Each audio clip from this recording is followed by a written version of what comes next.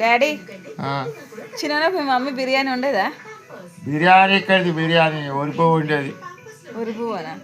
ఒరిపువ్వ వండితే కోడిగుడ్లు వండితే ఇక మర్చిపోతా తినేది. ఇక అప్పుడు మళ్ళా ఆదివారం వస్తే ఇక చికెన్ తెచ్చేది వండేది, బాయికాడి సర్ది తెచ్చేది. బాయికాడికి పోయేటోళ్ళ మీరు రోజు? బాయికాడ మూట కొట్టేది, మాయ మూట కొడితే నేను నీళ్ళు వారబెట్టేది. 10 గంటలకు పొద్దు 10 గంటలు ఎక్కడ అప్పుడు గాళ్ళకు అదే అంబటాలు అంటుండే అప్పుడు. ఈ అంబటాలు సర్ది తెస్తే వాచ్లు లేకుండేనా? గడియారాలు లేవు, ఎవరికి ఒక్కరు ఉండేది. ఆడికి సరిగా చూడనీకి రాకపోయేది. ఆ పటేళ్ళకు ఉండేది. టైం ఎంత అయింది పటేలా అంటే ఉండరాదురా నువ్వు ఒకటి ఒక టైం అడుగుతావురో అని దీర్ఘం పెట్టేది.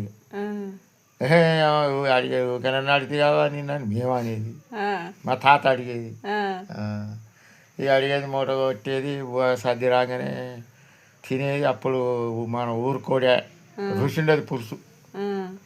ముంతలో తెచ్చేది మా నాయనమ్మ. ఇంత ముక్కలు వేసుకొని పులుసు పోసుకొని కోడి కూర తెచ్చేది. రాత్రి కూర వేస్తే సూపర్ ఉంటుండే. ఇక గట్కలో తినేది, మొక్కజొన్న గట్క, పద్దొన్న గట్క. ఇక బిర్యానీ గిర్యానీ ఏం లేవు? బిర్యానీ ఎక్కడిది బిర్యానీ పండుగలు వస్తే తినేది బెల్లం బువ్వ. ఓకే. బెల్లం బువ్వ ఇంత కొబ్బరి దంచో కొబ్బరి కోసాను వేసి బెల్లం వేసి మా నాయనమ్మ మా రసమా వండితే ఇక తినేది. ఇక గుడిసెల దీపం పెట్టుకొని.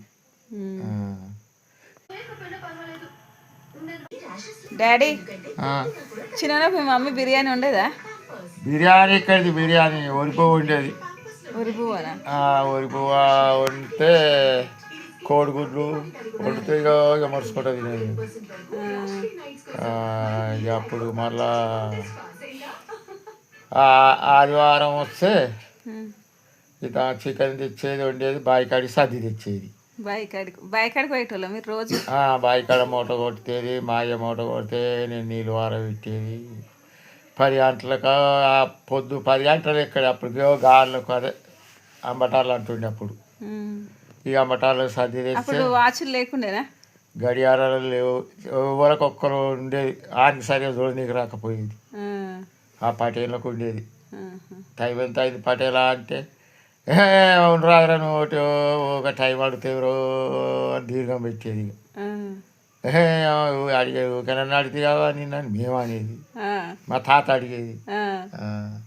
ఇక అడిగేది మూట కొట్టేది, సర్ది రాగానే తినేది. అప్పుడు మన ఊరుకోడే రుచి ఉండేది పులుసు.